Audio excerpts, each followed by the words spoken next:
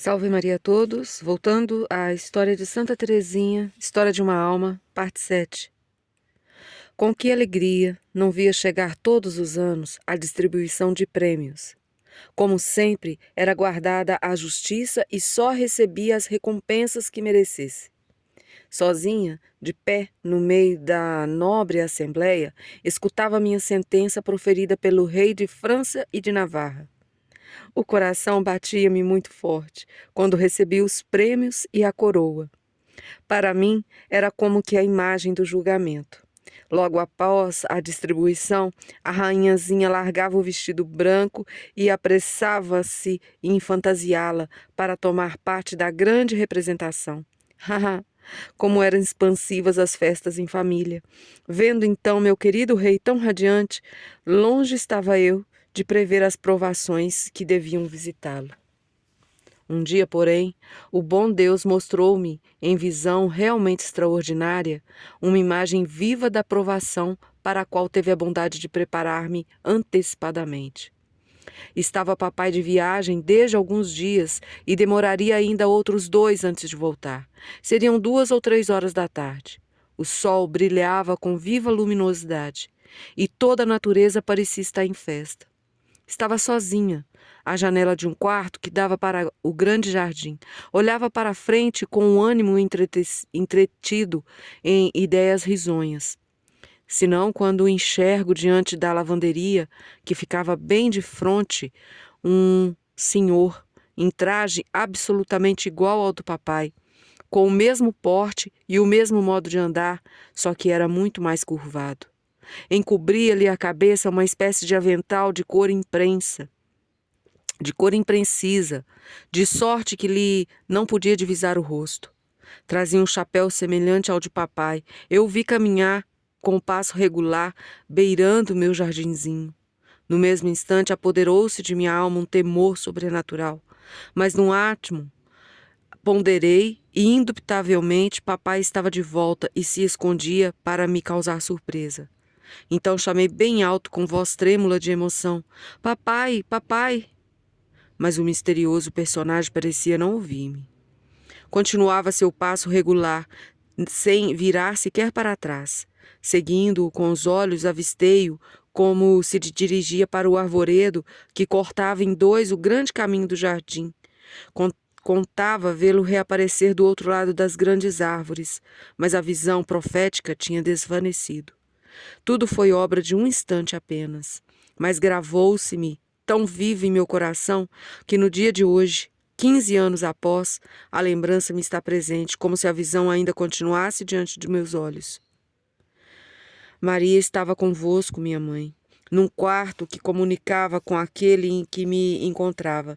Quando me ouviu chamar por papai, teve um sobressalto, percebendo, como me disse depois, que algo de extraordinário devia ter acontecido.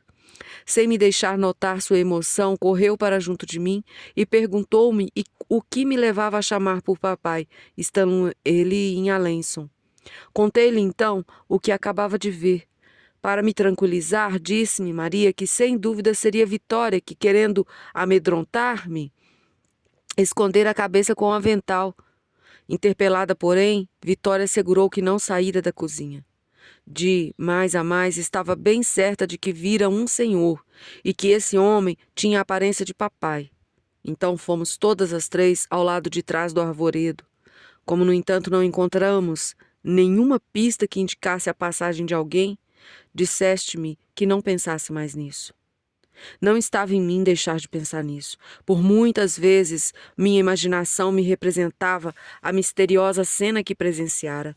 Muitas vezes procurei levantar o véu que me encobria o sentido, porque no fundo do coração guardava a íntima convicção de que a visão tinha um sentido, de que um dia seria revelado.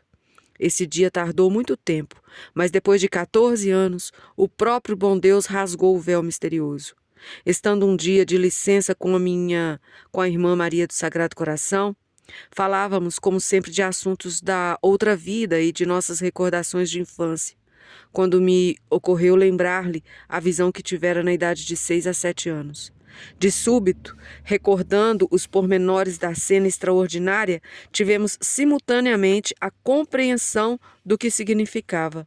Era realmente papai que eu tinha visto, a caminhar, curvado pela idade.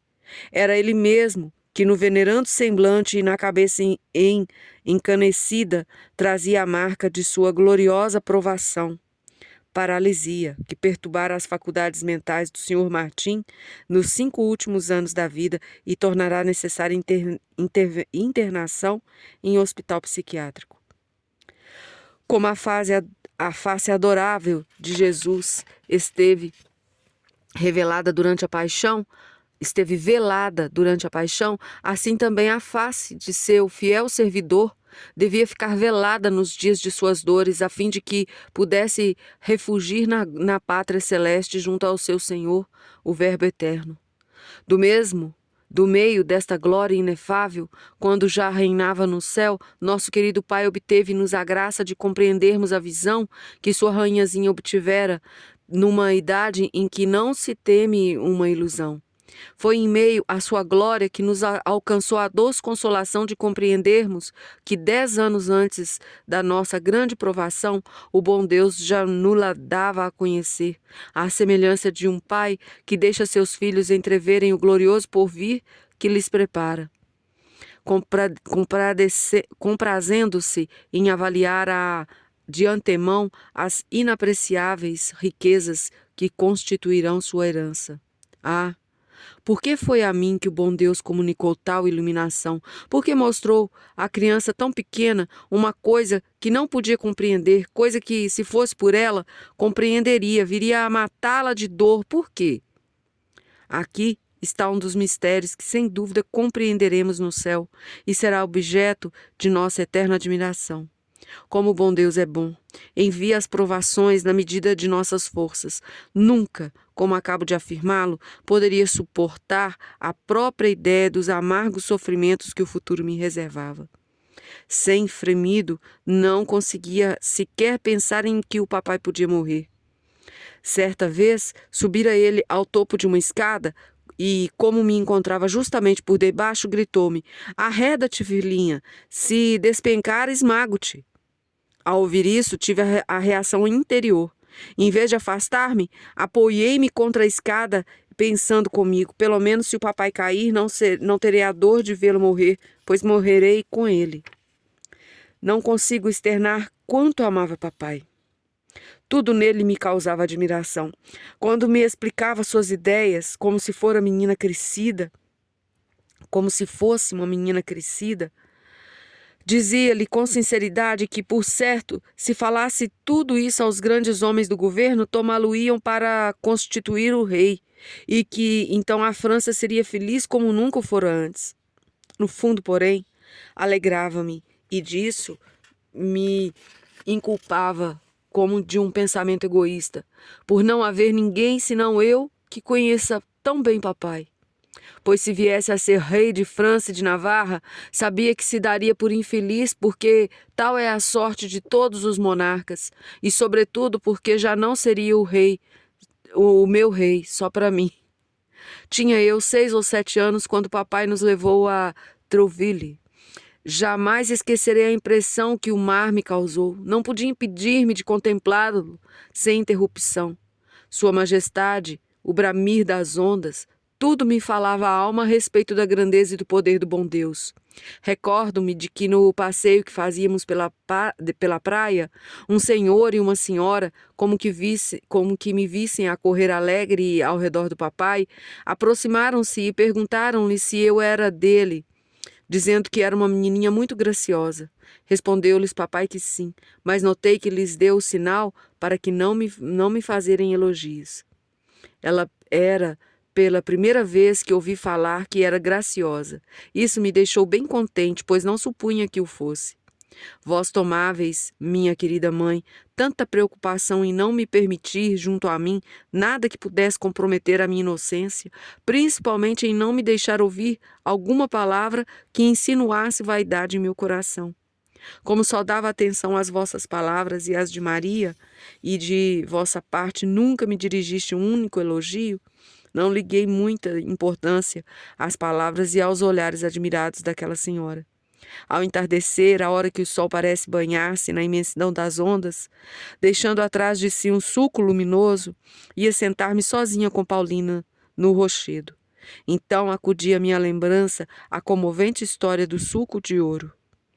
Fiquei a contemplar longamente a esteira luminosa, imagem da graça, a clarear a rota do barquinho de graciosa vela branca. Junto a Paulina, tomei a resolução de nunca distanciar minha alma do olhar de Jesus, a fim de que navegue tranquila em direção à pátria dos céus.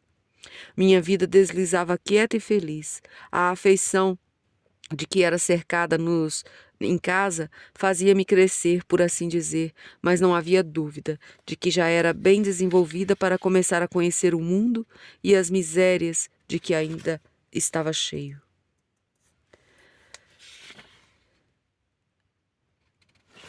Vamos ver uma frase para guardarmos o dia de hoje.